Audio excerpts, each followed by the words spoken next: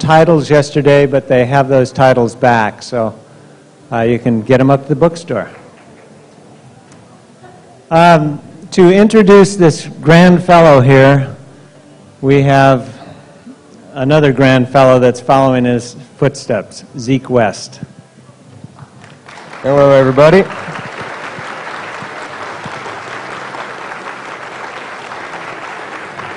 Well, just here introducing my father and our house's resident smartass. So, fortunately, I don't have all too much to say about this grand fellow here, but, well, here's my dad.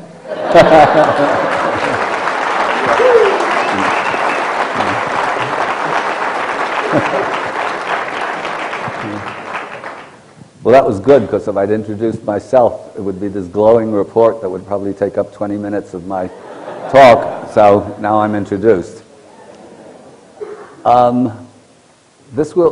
To begin with, a couple of announcements. One that Shock should have made, but he was so greedy for time that he didn't talk about it, so now I have to.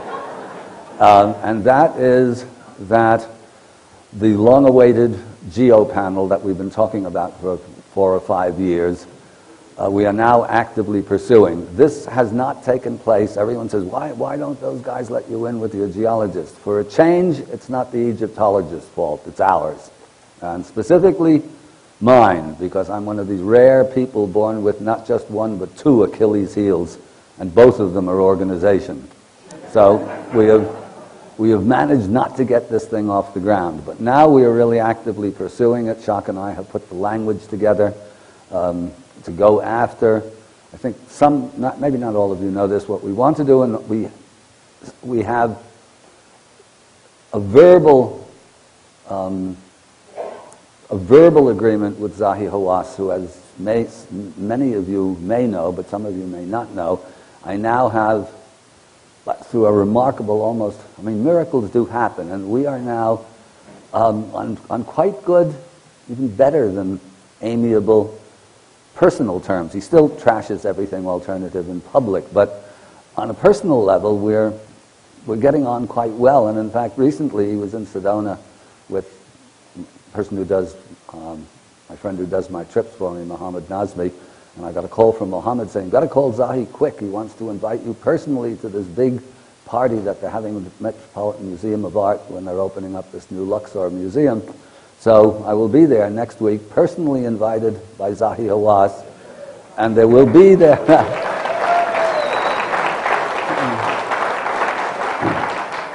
This should be a lot of fun, because it's going to be filled with rich sponsors of the Met who are there on the special thing with a private viewing and all the rest. But there will certainly be a few quackademic Egyptologists there who are going to say, I hope, and say, what the hell are you doing here? And I will say with a big smile, oh, Zahi invited me, of course. So we'll see. But the GEO panel is serious business, and we are going to put, the idea is that we have 3 or 4, depending upon what the budget will handle, geologists who are either openly on our side or open to it, and 3 or 4 chosen by Zahi or whoever he delegates who are committed against it to spend 12 days, 2 weeks, mainly on the Giza Plateau, but also Dashur and Saqqara. And geologists move as slowly as mountains, so it's going to take 2 weeks to go through every point and every bit of the evidence that Shock was showing you yesterday, and then do reports, and then call a press conference, and if the outcome is as unconditionally positive as we expect it to be, that jump-starts the whole process of the quest for the lost civilization, because the Sphinx is not the most important piece. I mean, it's one of the most important pieces of evidence, but the things that you've been hearing over yesterday, for example, there's plenty of other solid evidence attesting to a lost civilization that went down. But the Sphinx, anybody can understand. It's a no-brainer. Our mystery of the Sphinx is shown in schools by teachers to 6th graders and 7th graders, and they get it. Egyptologists and archaeologists don't get it, but the kids do. So getting this panel off the ground is of paramount importance. And now that I've got you all in this room, Jacques and I discussed, if any of you know, any of you have academic credentials, any of you have a geologist in the family with the right kind of credentials, or a friend who has a friend who has a friend who knows a geologist who might be interested in joining us, pass the word around and they can get hold of us through my website or Jacques or something like that. We're opening this up. We'll be putting ads in the geological journals. We'll be putting notices up on our websites, on Graham's, on Robert's, on Daily Grail. So we're really pursuing this in a big-time way now. We're going to go get it. And second thing is, some of you may or may not know that I have a nonprofit foundation called the Ancient Wisdom Foundation, which is always looking for a friendly billionaire to sort of put up some of what I call wolf repellent, which greases the wheels so that life can go on.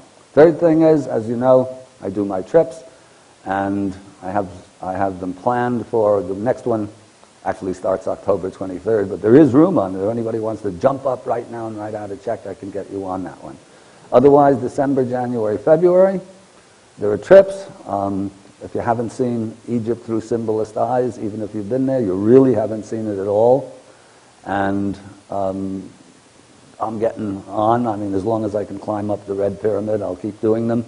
But the situation in the Mideast is such that who knows, and my feeling is that if you're going to go, you better do it sometime fairly soon while the getting's good, because I don't trust the situation.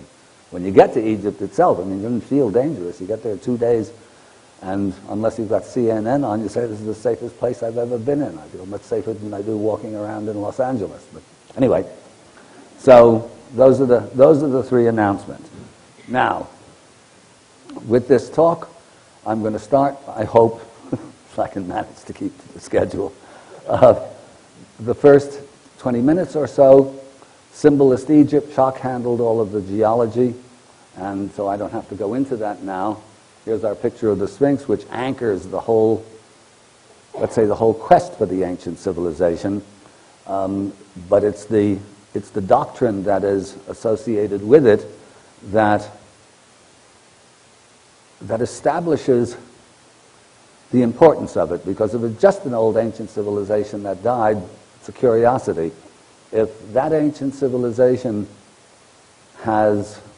enshrines a doctrine that is of immediate consequence to us as living human beings in the 21st century, that's another matter altogether. And I share Graham's, and I guess most of the other presenters' views of our contemporary society, which I regard as an absolute madhouse and in steep decline. As far as I'm concerned, Western civilization is probably the worst catastrophe to hit the human race since monogamy. And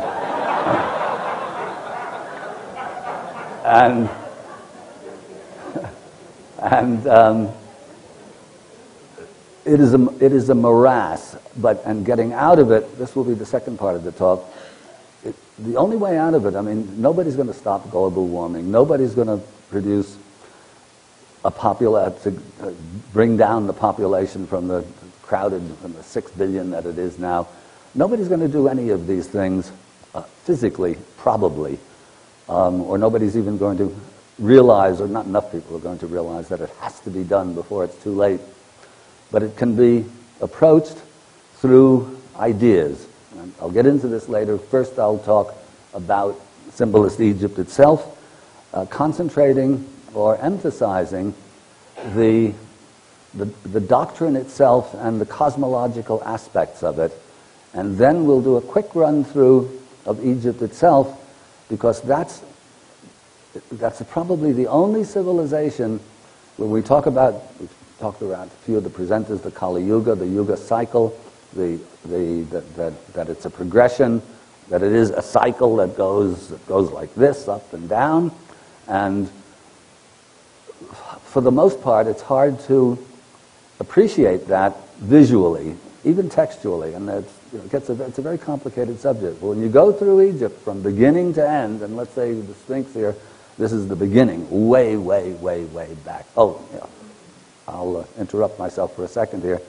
Graham was talking about this 10,500 date, Robert also, because that's a Leo marker. We've had this discussion a lot, but I'd just like to say, rather, and I won't go into the documentation, but the Egyptian texts have this documentation that I think even 10,500 is too early.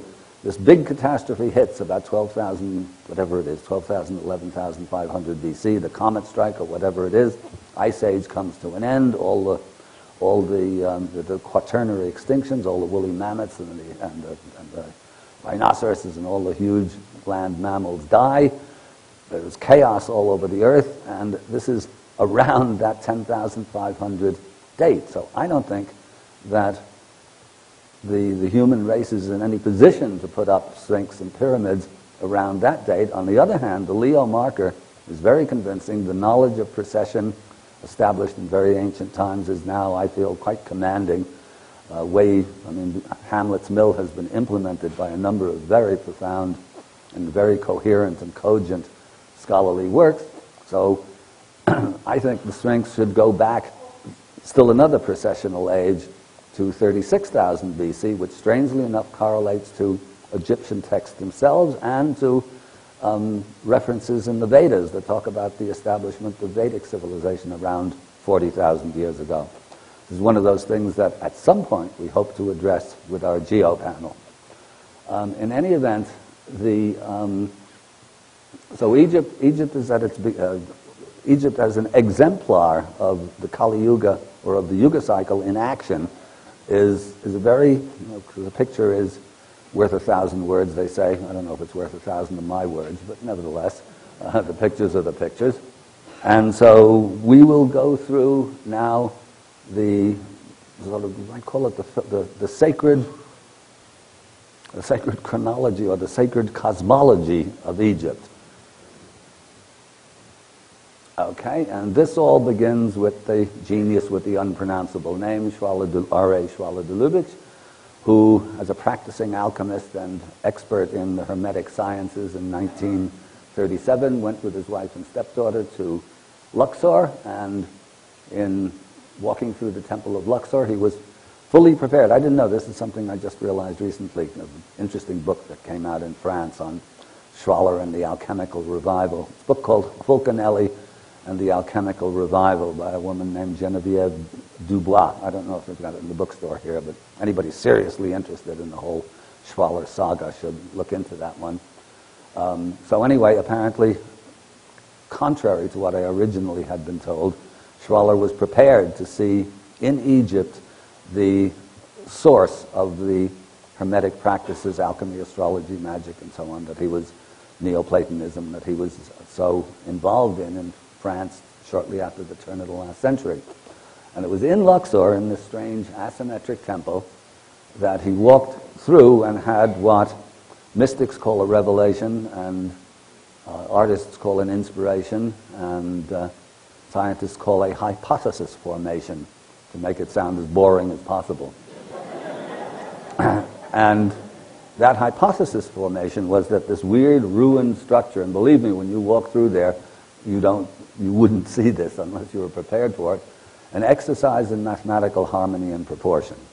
This started a long saga, 15 years on the site, in which Schwaller had access to precise measures of the temple, and what he was looking for initially was simply the Egyptian knowledge and employment of the golden section, phi, which has been known to artists, and it's supposedly actually a discovery of Pythagoras, and Schwaller wanted to see if the Egyptians had used it before.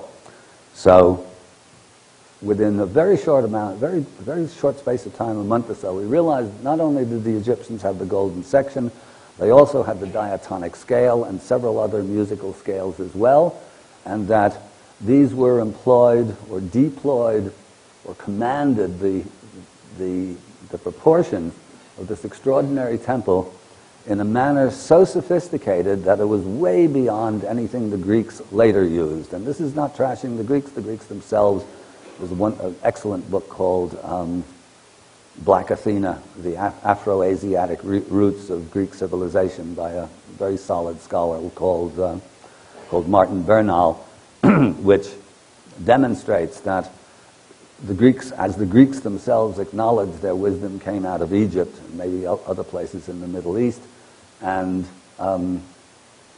that Egypt truly was the fount of ancient wisdom, at least in that area of the world. The Chinese and the Indians had the same doctrine as well. We'll get into that in the second part of this talk.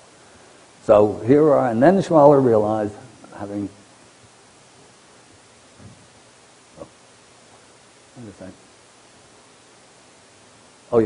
sorry, this one. And you see that the skeleton is, or the temple is superimposed upon the skeleton, the human skeleton. That's actually a male skeleton. The proportions of a woman's body are different from the proportions of a man's, altogether different. And so this is the temple of man, and this is why Schwaller called it the temple of man. People always say, is there a temple of woman? Maybe. The temple of Isis could be the temple of woman, but nobody has done this kind of harmonic geometric analysis of it. So Schwaller found that it's not supposed to be a model of the human body. I mean, they could have done a huge temple shaped like a human body, but the proportions and the symbolism employed throughout the temple is, you might say, establishes or the totality of the cosmological laws, the relationship as above, so below. We are, Schwaller called his own doctrine, the anthropocosmos. In other words, the man cosmos. If we understand ourselves well enough, we understand everything there is to understand in the universe, and if we do our inner work the way that we're supposed to, which is what the Egyptian doctrine is in its entirety. Schwaller calls the Egyptian doctrine to avoid specific religious symbolism, which is a good thing to do, because you talk about one religion, everyone thinks you're trashing the others. Schwaller calls it the return to the source. The doctrine basically is that we're on this earth for a purpose. We are not accidental glitches in a meaningless universe, no more than cerebrating apes, as it were. We have a purpose, and over and above the rest of the animal kingdom. Nowadays, interesting work on dolphins and whales shows that they're pretty advanced in their own way, but for argument's sake, let's say we have a job to do that we're supposed to do cosmologically, philosophically, spiritually, and if we don't do it, the universe is in trouble. Not just us. We're in real trouble, but everything's in trouble if we don't do our work, and that work is the return to the divine source. Simple as that. Easy to express, difficult to do. Somebody once said, I haven't been able to track the reference down, that golf is a very easy game that's very difficult to play. So it is with any kind of inner work. Sounds easy, not easy. So we start off, and these bizarre, everything in Egypt, I mean, you look at it, go there for the first time, it looks like magic. I mean, it's so alien. Of course, we've all seen a million Egypt pictures, but it's so alien to our consciousness and our way of approaching our daily life that even when it's explained, and of course, it take a lot of explaining to go into all of these hieroglyphs, which anyway I couldn't explain because I don't have the hieroglyphs. When I need translations, I go to friends of mine who are experts. But this starts off, this is a cosmological drawing, you wouldn't know it, relief on one of the Ramses tombs. And without elaborating upon it, in one of the cosmological myths, Atum, who is the god before there were any gods, Schwaller terminology, he represents unpolarized consciousness. In other words, before there's a male and a female, before there's a positive and a negative, the universe is one. This corresponds to the void of Hinduism, the Tao of Taoism, etc., etc., etc. All cosmologies virtually start off from this point or something very similar. And he creates the first couple, who are Shu and Tefnut, through an act of masturbation, because it's the only way in which love can express itself, actually, when there's just one.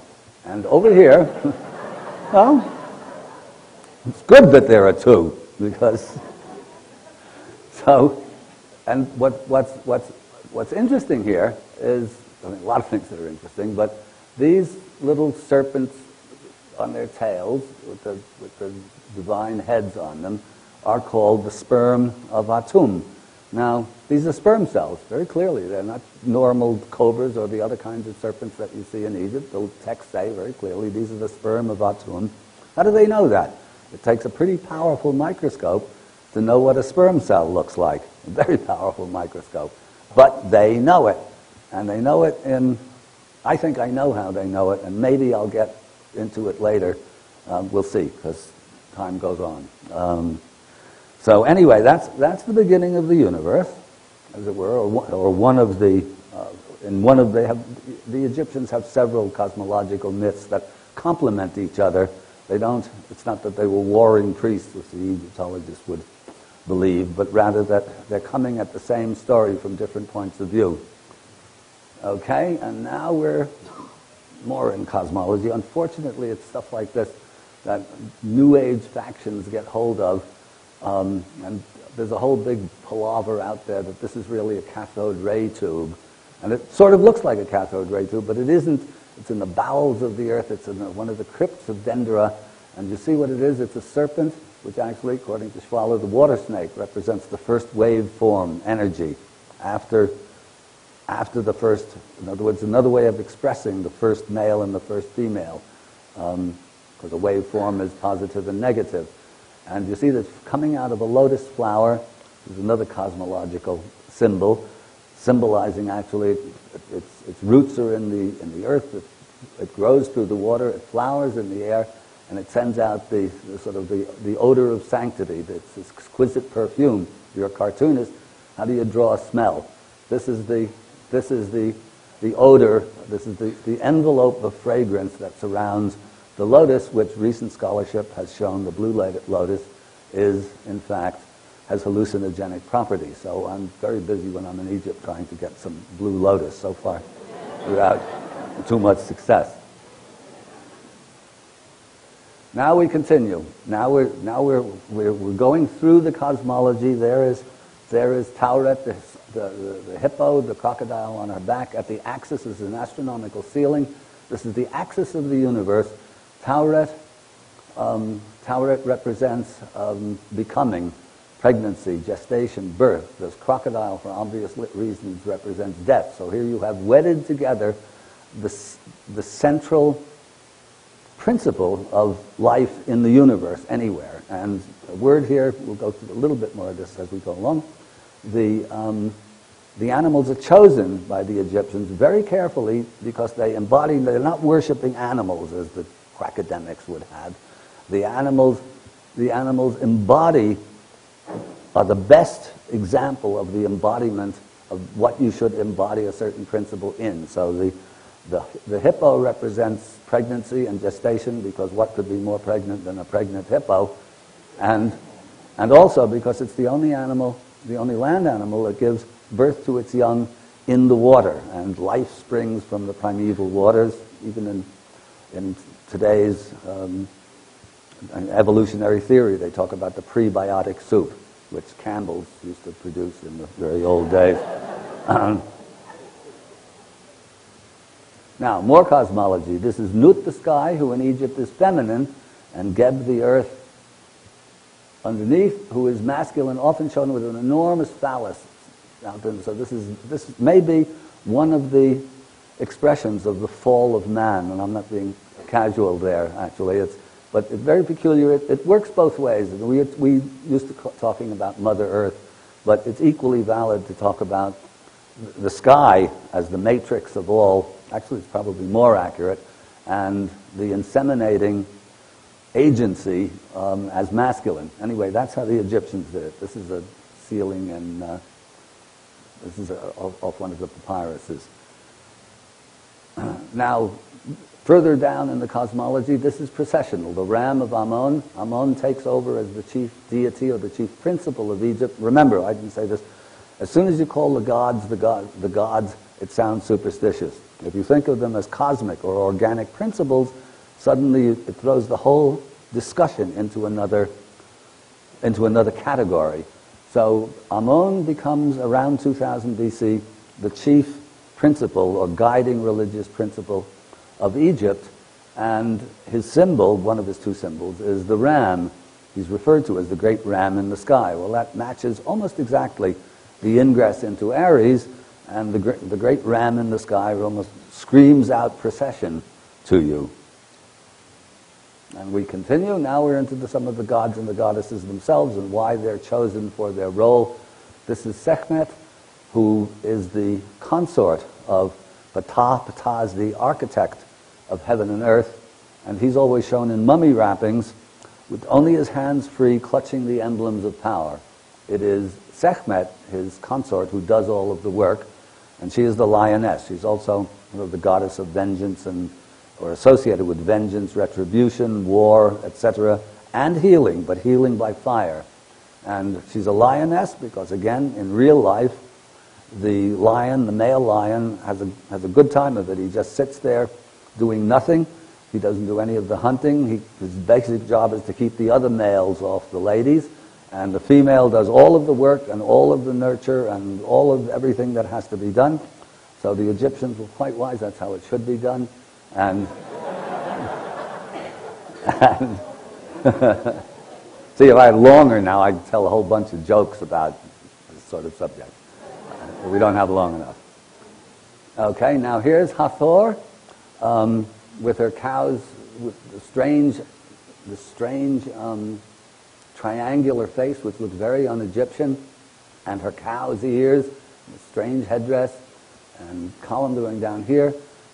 This is one of the most interesting symbols of Egypt, and interestingly enough, a couple of women on successive trips a few years ago solved the problem of that face of Hathor's, and I won't go into it's a fairly long story, and I don't want to get into it, but in a nutshell, Hathor is also the only one of the gods and goddesses who has a whole column to herself.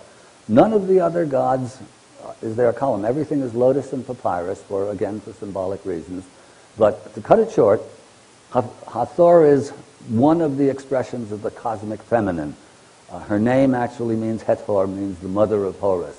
And this was solved, what that face was, and the relationship to the cow was solved by a couple of women on my trips, as I said. One of them looked at this face, and I talked about Dendera, which is where the New Year was born.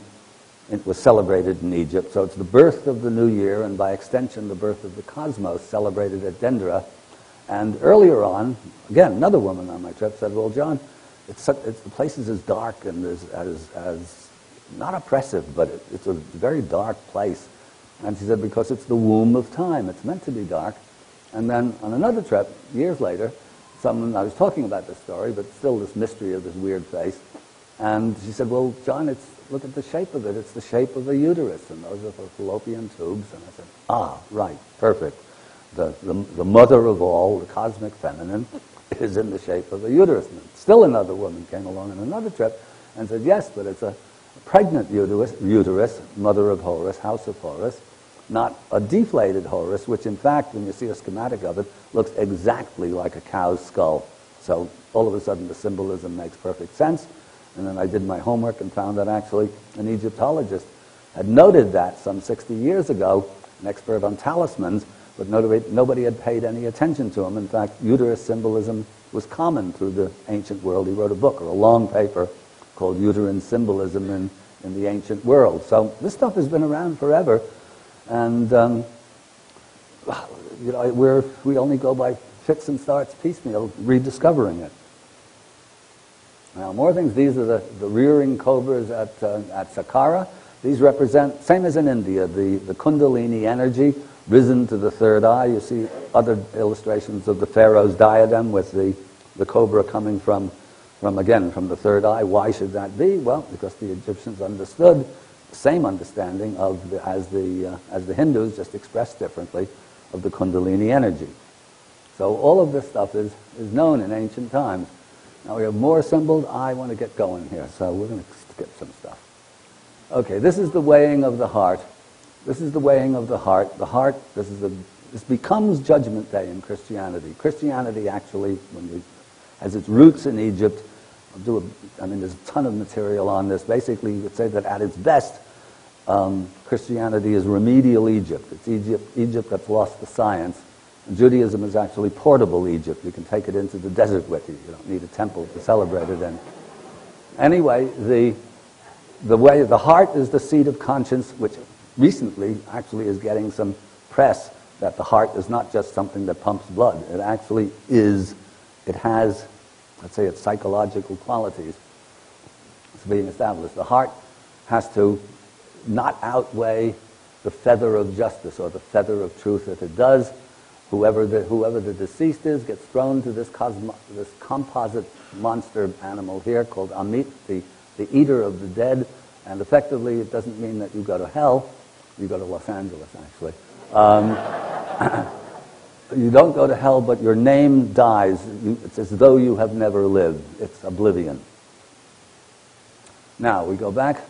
I mean, that's how, basically, that's the shortest possible version of the cosmology that goes from the foundation or creation of the universe to the role of humanity within the cosmic scheme. Our job is to arrive at a level of consciousness that does not die. That's what immortality is all about. It's not that the physical body lives on. The physical body feeds the worms. But the spiritual body, if developed, and this is the whole purpose of the Pharaoh, if developed, feeds the gods, literally. So we got a choice as people. We can either feed the worms, well, it's not either or, we're going to feed the worms, but we can feed the gods, and the text, the Egypt texts are very explicit, that the king who represents is not the only one who reaches that state of spiritual enlightenment, but he's the prototype. And the idea is that his name, in other words, his identity, lives forever. That is the purpose of the exercise. It has not gone away. It's expressed very differently. We could be doing it today if we knew what we were doing, but mostly we don't. Anyhow, I'll get back to this momentarily in a minute or two. So here's our run-through of Egypt, descending through. We start with the Sphinx, that's the earliest bit, and we go through. I mean, when we're in Egypt on our trips, you see this, you know, in 3 dimensions, and it's a very moving experience. Sphinx, and also these wonderful photographs taken by a friend of mine in Sarit Sanders in infrared photography, having a book coming out very shortly, published by American University Press. Really has the infrared captures things that are not otherwise easy to catch. Here's a mock-up of Saqqara, 2700 BC, when Egypt is supposedly just beginning. Frank Lloyd Wright would have given his right arm to have produced a structure that looks like that. Inlaid eyes made of 4 kinds of quartz crystal, also Old Kingdom. In order to produce these eyes, they have to know not just the anatomy of the eye, but its refractive and reflective indexes. And it's quartz crystal, very difficult to work with. Hatshepsut's temple, 1500 BC, another instance of something that looks as though Frank Lloyd Wright or some modernist could have produced it. Now we're getting into the columns of Karnak, these enormous columns. Karnak represents the papyrus swamp, or this particular hypostyle hole where organic life starts. Here's Ramses II, Abu Simbel, a magnificent temple with, but in this picture, you don't see the scale. There's the scale. Now we're going further in. We're in Ptolemaic times. You see that it's getting corrupted and busy. These are Napoleon's draftsmen showing you the levels where the sand was when he went through there. Now we're down to Roman times, and you get a sense of what's degenerating, what's higher and what's lower. This guy looks like he just came back from the orgy and didn't enjoy it either. This is the temple. This is the garden at the Museum of Alexandria. The Great Sphinx has turned into Tony the Tiger. Now we're at the last gasp of Egyptian civilization. This is the catacombs of Komo-Chukafa, 2nd, I think, century AD, and it's a private tomb in the family of here. It's kind of an underground Disneyland of these corrupted Egyptian, or mixture of ancient Egyptian symbolism and Hellenic and Roman influences, and it's kind of ghoulish looking when you're down there. Interesting, but not enlightening. And then another actually interesting aspect, because Christianity comes and takes over, And the Christians are always blamed for this strange, careful effacing. But in fact, it's something, maybe the only thing in the history of the last 2,000 years, the only desecration that you can't blame on the Christians. In fact, this is the thing I've been working on for years, and there's no time to go in for it now. When Egypt's time was over, it was the Egyptian priests themselves that came and selectively, not everywhere, some went and effaced certain figures and left others right next to them uneffaced. It wasn't that they were trying to get rid of the pagans. It was the Egyptian priests themselves decommissioning their temples. And it would be a very interesting PhD study in that to figure out what got defaced and what didn't get defaced and why. Now, the Christians actually take over certain of the temples. Here, the Byzantine cross is inscribed into one of the pillars of one of the columns of Philae Temple. Things are going along, and over here is the ultimate decline of the of the great Egyptian pantheon and gods. Here they are on a cloth on the back of a camel. So much for the gods of Egypt. Fortunately, Graham read that wonderful passage from the Hermetica yesterday about the decline of Egypt and the revival of the cosmos, which is one of the most moving passages in all of literature as far as I'm concerned, so I'm spared reading you that, except I want to go back just to the one line in that again refers to what I've been talking about, the whole doctrine, and that is when Jehuti, when Hermes Trismegistus says to Thoth, who is Jehuti, an ancient Egyptian, as for the soul and the belief that it is immortal by nature, or may strive to become so. That is the key line, or may strive to become so. No striving, no soul, no anything. And then, finally, where are we? Back to our Sphinx. And that completes, you might say, the cycle. And you can see in front of your eyes how you can see it from the height achieved by the Sphinx down through, or maybe coevally with the pyramids, and ends up as the gods on the back of a camel. And if anything visually, I've never seen anything visually that, let's say, carries that message more, and I have lots of other slides that I could have put in here and along the lecture, that conveys that message of decline, of spiritual decline, as well as this trip through Egypt does. Okay, so then what happens now, so Sphinx starts it all off, and it goes down through its thing. Here are the symbols of that return to the source, the Scarab Beetle, which represents the transformation of matter, lays its eggs in a bowl of dung. Eventually the eggs hatch. They spin a little bit of a cocoon, and it's a dung beetle, and eventually the metamorphosed larva or nymph of the dung beetle breaks through its cocoon, looks exactly like a mummy actually, and flies off into the air, a winged creature and therefore spirit. And then the ultimate transformation we were talking about before is that of humanity. The texts say the deified king becomes a star and sails across the sky in the company of Ra and his boat of millions of years. And what happens is here is the relationship. In other words, our job is to acquire stellar consciousness. And here you see unmistakable papyrus of this connection between star and human consciousness. As soon as you see that, you see an illustration of the esoteric doctrine that we're supposed to be doing in life. So that's the end of part one, which of course has taken me much longer than it should. And now we go into part two, which is the A word, Atlantis. This little drawing here is, or picture, I don't know who did it. It was somebody sent it to me from the net. But this is a very careful, it looks pretty modern, rendition. What did I do? Oh no. Did I hit the wrong thing? What is that? I hit something. How do I get that back up there, Jeff? I did something wrong. Did I hit the button of death? Oh my God.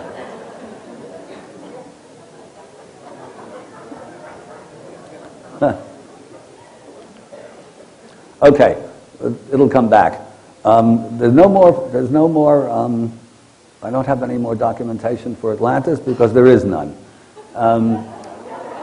But that is a rendition, that's a very careful reproduction of Plato's description of Atlantis. The entire Atlantis myth, or the entire story of Atlantis, comes to us only from Plato himself, though there are loads and loads and loads of references throughout mythology of lost civilizations and all the rest, but Atlantis itself comes to us only through Plato. Now that has generated, can I have the lights on? Well, when you get ready, Jeff, are we back there? What happened? That's okay.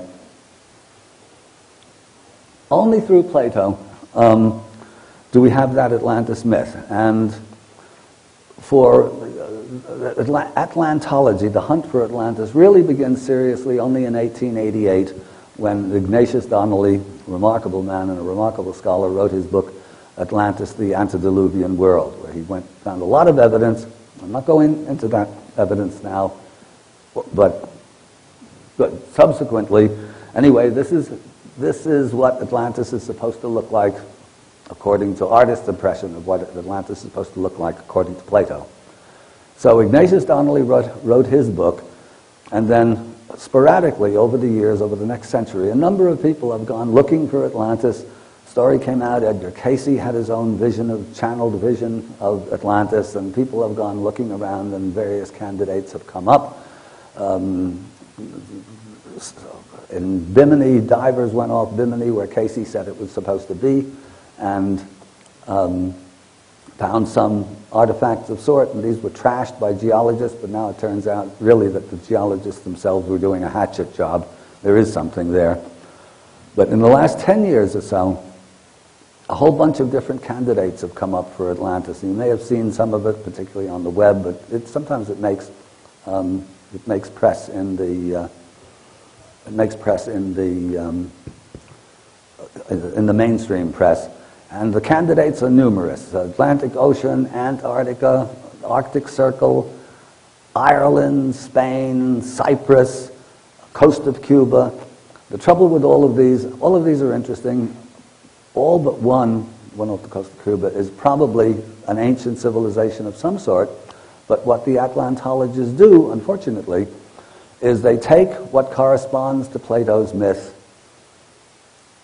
as their evidence, and they ignore what doesn't work. I mean, it's supposed to be half again the size of Egypt and Libya combined. It's supposed to have a maritime, another candidate is the Altiplano of Peru and Bolivia, yet it's supposed to be a maritime nation. So all of the, let's say, the proponents of the various theories take what fits and leave what doesn't fit, but really they're all auditioning to be Plato's Atlantis, and none of them have got the role, actually. And there is a book published about the same time I published Serpent in the Sky that is apparently virtually unknown, and that throws the whole hunt for Atlantis into a different category. Has anyone in the audience heard of a book called The Pythagorean Plato by Ernest G. McLean? No. Part of the reason why you haven't heard of that book is because of me. I read this book when I came out, and briefly, I'll only read a couple of little selections because I see I'm running out of time as always. McLean is he's still alive, it'd be in his late 80s, a musicologist and a Sufi, and a very astute and erudite musicologist. And in his book, called The Pythagorean Plato, he argues and demonstrates that Plato is not referring to a physical Atlantis, but rather that his story of Atlantis, with all of this precise data, one of the clues that he's right is that if you read the Timaeus, it's very, very accurate. I mean, this guy couldn't have done this drawing accurately without Plato's description. And I mean, there are so many boulevards, and there are so many moats, and there are so many bridges, and the measures for each of these, every element within Atlantis is meticulously noted. Now, this is next to impossible to hand down orally not necessarily, you could do it, because in the old days memory was a cultivated faculty, human faculty, but it doesn't make any sense to hand it down for Atlantis. So basically what MacLean is arguing is that Plato was actually providing for a musically educated audience an allegory of a political allegory of how a city should be and what happens when it becomes degenerate. And Atlantis is the luxury city that becomes degenerate and disappears under the oceans in one fell swoop virtually overnight. Now, I knew about this book way back then, and I didn't include it in, well, I guess it came out after Serpent, or anyway, I didn't read it till after Serpent. And then I heard through mutual friends, because I was absolutely convinced that MacLean was right, that it had to be correct. And I have a mutual friend who said that the whole Sphinx theory was published, but only in the Serpent, so nobody knew about it, and that MacLean had absolutely no interest in a possible historical Atlantis. And even in the Serpent, I carefully note it within inverted quotes, because it's not necessarily a specific place, but a lost civilization. And MacLean wasn't interested, and I didn't go after him. Actually, probably, I can't even remember, but probably because I didn't have Shock on my side yet, so it had no academic backup.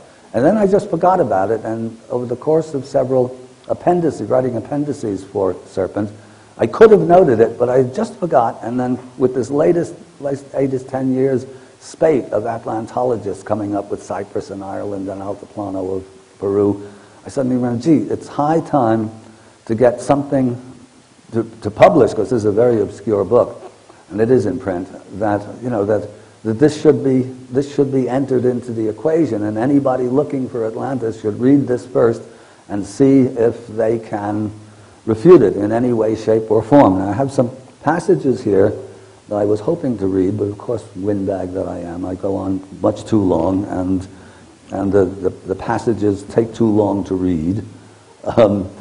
So you'll just have to take. I mean, it doesn't matter, because what the passages do is simply express the fantastically complex musicology or musical analogy that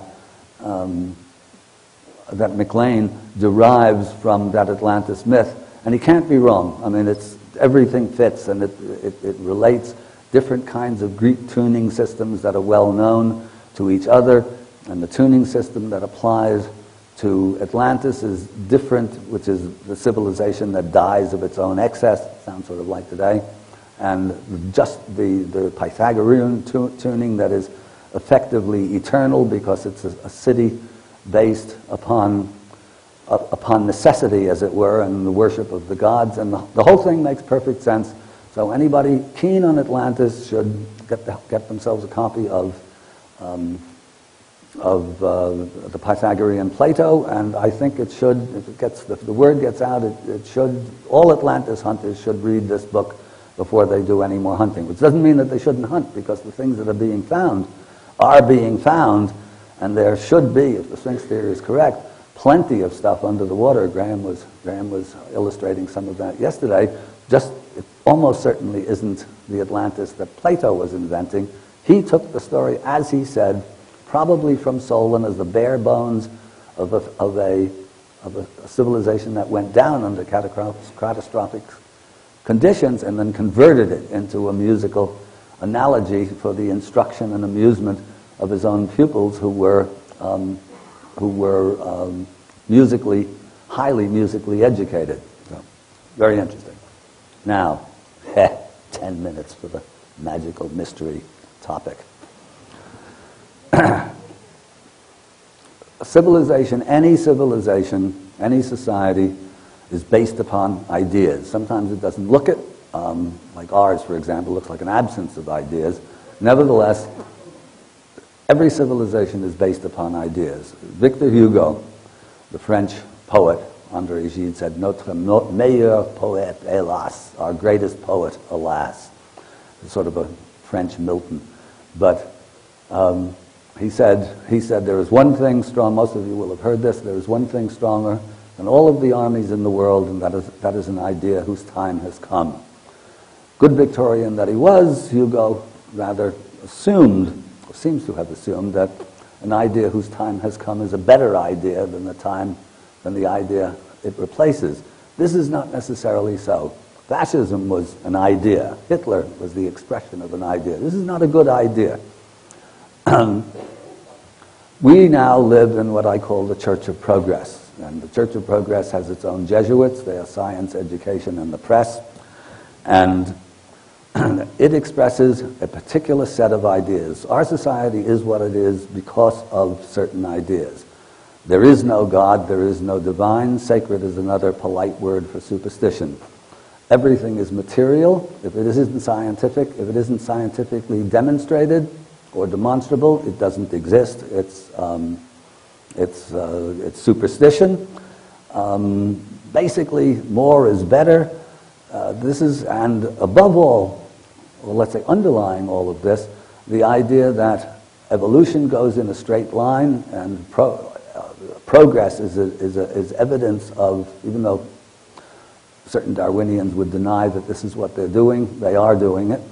And they are basically saying that civilization goes from a straight line from dumb old cavemen to smart old us with our progress and our wonderful civilization and our ability to produce hydrogen bombs and bobblehead dolls and striped toothpaste and Disneyland and Hollywood. And this is the best we've ever done. I mean, we can do still better, but this is a big improvement over Egypt and medieval Europe, where it was nothing but superstition.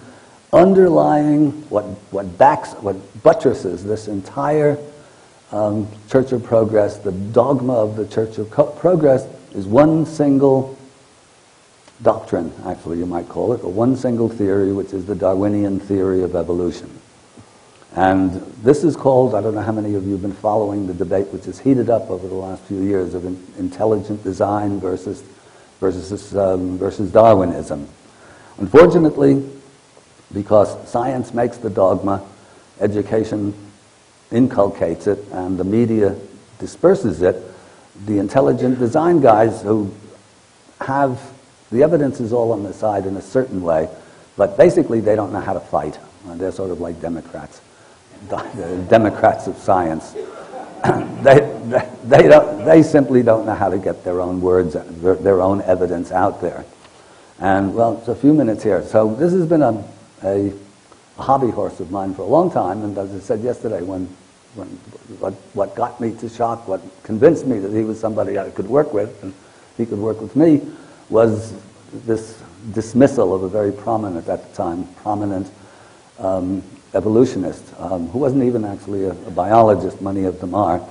And so for a long time we've been thinking about, Jacques and myself, about doing a book to see if we could, I mean, there are loads of books from the time Darwin first put his theory out that would absolutely, there were books destroying the whole hypothesis from beginning to end, and simply got wiped under the rug. But nevertheless, maybe it's time, there comes a time when, even if somebody's been saying it forever, that there comes a time when you can actually make a difference, when you can get the word out there in a coherent way. So Jacques and I have been talking about doing something, but of course we have to keep it somewhat uninflammatory because we don't want to upset the Darwinians. So we have a projected title, which is Darwin Debunked, Darwin Declawed, Darwin Dethroned, Science and Scholarship Deconstruct the Cargo Cult of the West. So,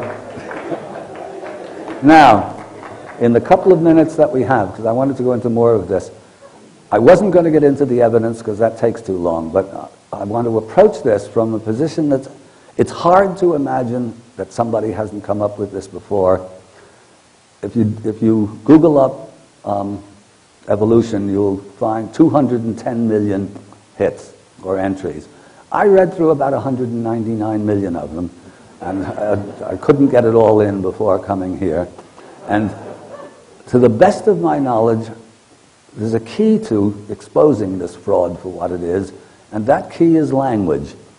Nobody has actually, the intelligent design guys get suckered into using the Darwinian-owned terminology. And basically what that terminology is, unfortunately, really need more time, but I'm not going to have it. Unfortunately, what that terminology is the equivalent of Orwell's Newspeak, where words that mean one thing are used to mean exactly the opposite. For example, democracy, freedom. This is Newspeak when you see the kind of democracy that are around and the freedoms that we actually have. So with Darwinism, the key to that, the key word, Darwin's own word, is natural selection. This is used as a synonym for creation or evolution through a series. I don't know how many of you know Richard Dawkins and or Daniel Dennett, his colleague, who are, I call them the co-commandants of the latter-day Darwin Jugend.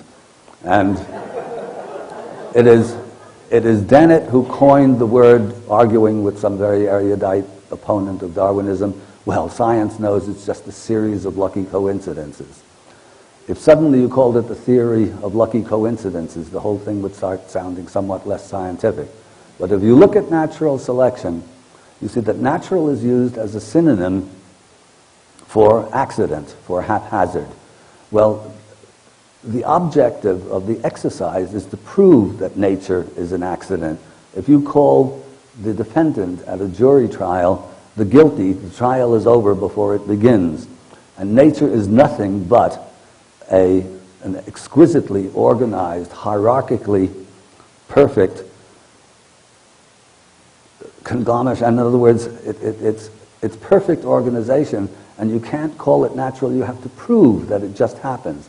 The same applies to selection. The roulette ball does not select the number it's going to fall on, nor does the croupier select the number it's going to fall on. Candidates are selected to run for office. Candidates are selected for the NBA draft. Selection presupposes a conscious and deliberate choice. Nature presupposes organized, highly organized structures. That evolution takes place. In other words, that there is a kind of development. Yes, this is certainly the case. But the agency that is responsible for this organization is absolutely unknown. And here the Darwinists pull a trick. I think the Darwinians were probably responsible for getting George Bush into office, because they use the same logic. Either you're with us or you're with the terrorists. Either you're with us or you're with the creationists. No, why can't you be against both? I am.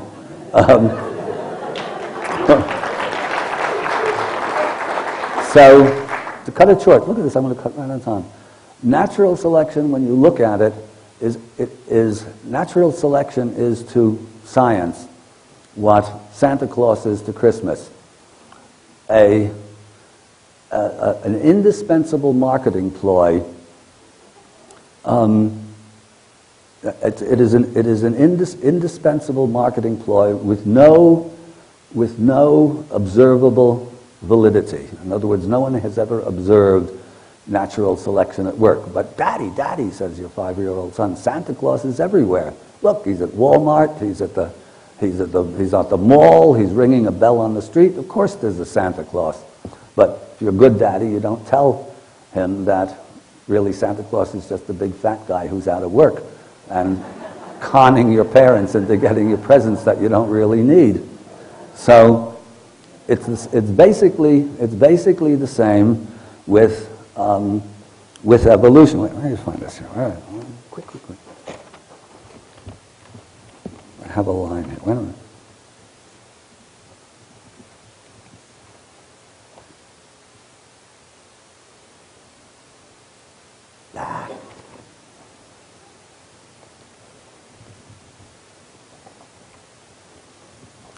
Well, concluding line.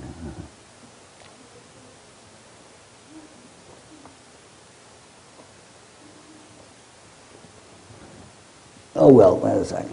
I had a concluding line to that. I just skipped out of my head this second.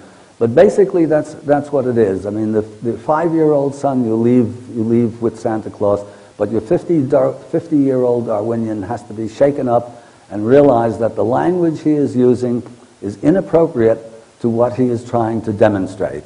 If suddenly a language is taken on, and a series of lucky coincidences is called what it is, let's say haphazard, perfectly organized agglomeration, the whole thing falls into a linguistic shambles, and the entire fraud of an accidental universe, or of organisms arising by a series of lucky coincidences, simply disappears like Rumpelstiltskin and stamps its foot 3 times and disappears into the ground. Me personally, sometimes say, what would you like to achieve in your life, and blah, blah, blah. I would love to be the one who put an end to this hoax. So we'll finish with that. I'm sorry, could have used another half hour for Darwinism, but we'll see. Thank you.